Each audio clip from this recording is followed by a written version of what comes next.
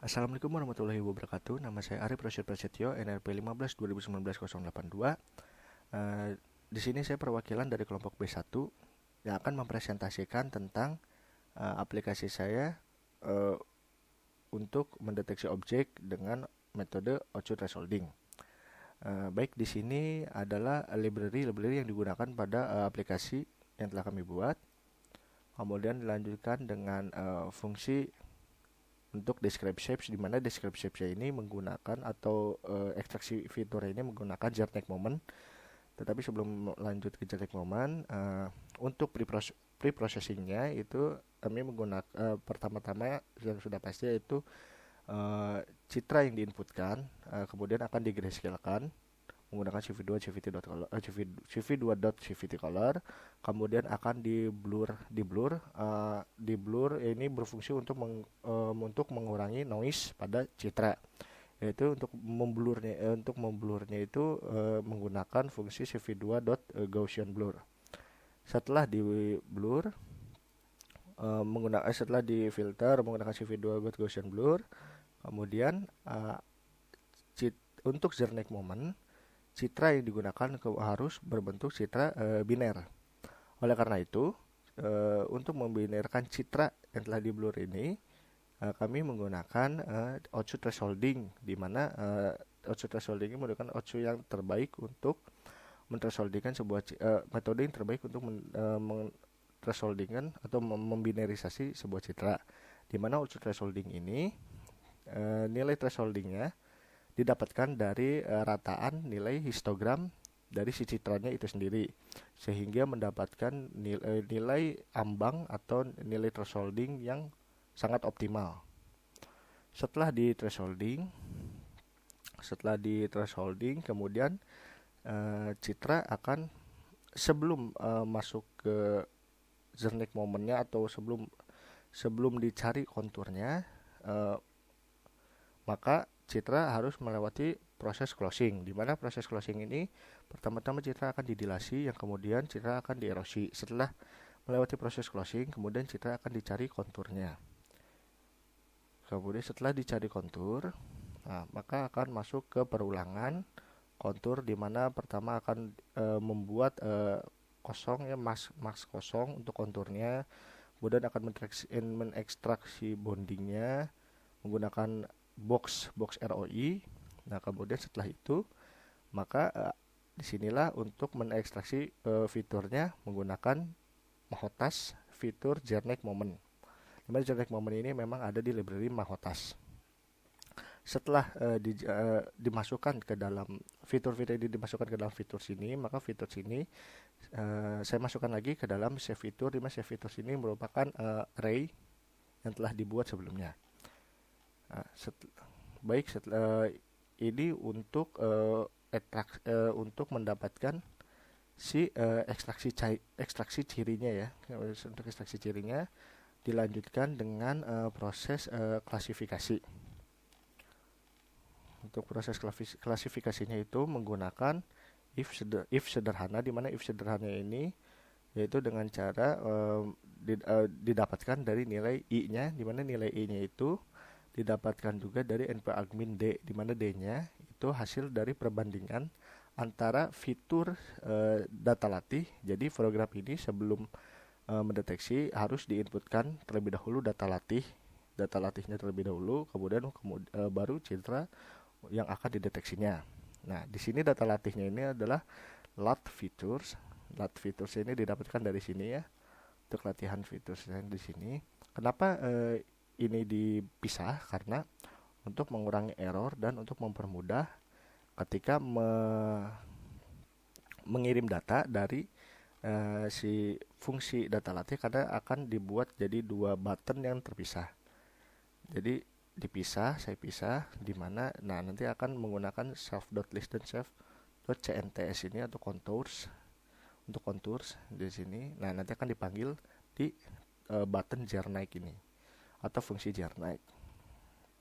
Nah, setelah didapatkan nilai list features dan shape featuresnya atau nilai yang akan dideteksinya, nah kemudian ya akan dicari kesamaan dengan cara distance juga, jadi diukur dari jaraknya juga di mana nanti akan dicari kontur eh, yang miripnya, itu akan masuk ke I, di mana I-nya ini nilai I yang didapatkan atau yang ditaruh di if ini itu hasil dari percobaan sebelumnya, di mana image saya eh, coba satu persatu untuk dicocokkan, kemudian akan nilai I-nya, sehingga nilai I-nya ini yang digunakan sebagai acuan untuk mendeskripsikan si image-nya atau untuk mengklasifikasikan si image-nya.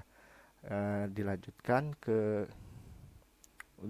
untuk program GUI-nya ya.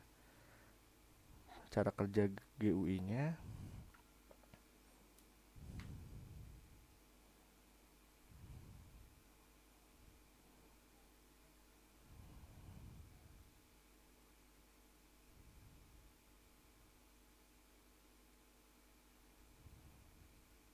Nah, baik. Ini dia GUI atau aplikasi yang kami buat. Pertama-tama untuk dapat mengklasifikasi untuk dapat mendeteksi objek itu dengan cara pertama-tama itu load citra.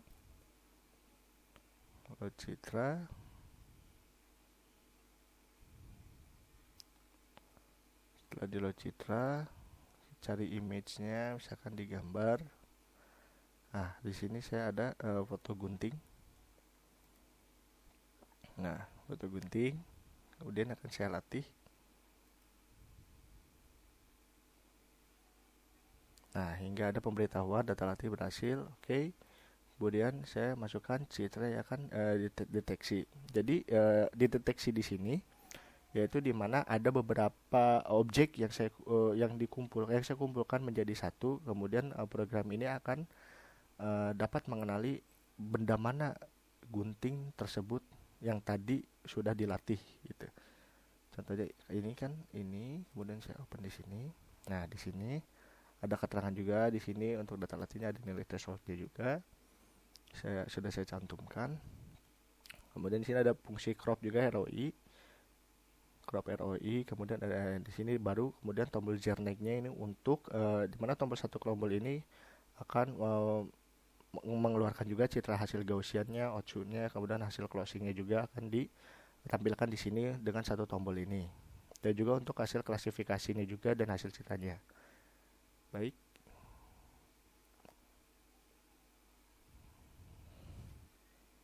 Nah, berikut hasilnya di sini citra dapat benda gunting, objek gunting ini dapat dikenali.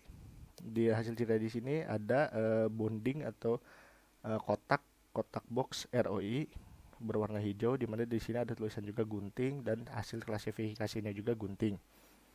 Nah, di mana kenapa tadi I-nya itu sama dengan 3 untuk gunting, karena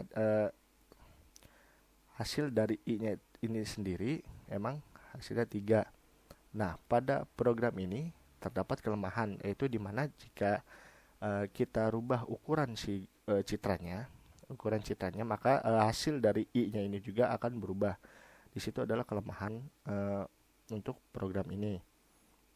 Sehingga untuk akurat, jika cropnya atau jika image jika scale ini berubah, maka hasilnya pun tidak akurat, sehingga tidak dapat klasifikasi ya, tidak dapat klasifikasi, tetapi tetap dapat mengenali objek yang telah dilatih. Hanya klasifikasinya saja yang tidak dapat berfungsi ketika si scale-nya ini berubah. Nah, contohnya lagi ini. Ini kita misalkan HP saja, HP kita latih terlebih dahulu. Setelah berhasil, kita load citra ulang saja, karena ini akan menggunakan load citra yang ini, sehingga harus diulang terlebih agar di reset atau tidak dapat menekan tombol reset di sini.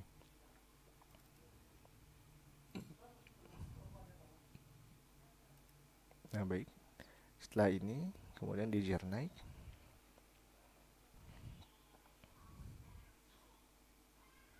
Nah, di sini ya jadi dikenali sebagai smartphone. Ini jika diperbesar juga smartphone. Kita coba data latih ini masih smartphone, tetapi kita reset terlebih dahulu saja. Nah, kita citra yang dideteksinya ini coba saya rubah. Saya rubah ukuran atau scale-nya, dimana menggunakan cropping ya, cropping dari ROI. Nah, saya rubah seperti ini saja. Ini bawahnya saya fullkan, tapi saya potong kanan kirinya sedikit saya potong. Nah, baik situ. Sudah berubah, di sini juga langsung berubah. Jadi lebih dekat jaraknya. Kemudian oh ya, karena di reset ya, jadi data latihnya ke ini ya, ke reset. Jadi ketika pencet reset emang harus data reset. Sebetulnya tidak usah, tapi karena ini sudah diprogram seperti itu agar mengurangi error, agar menghindari error. Nah, data latih kemudian baru jernihnya dapat ditekan. Nah, karena tadi ini dirubah, sudah saya rubah scale-nya. Ketika saya jar naik,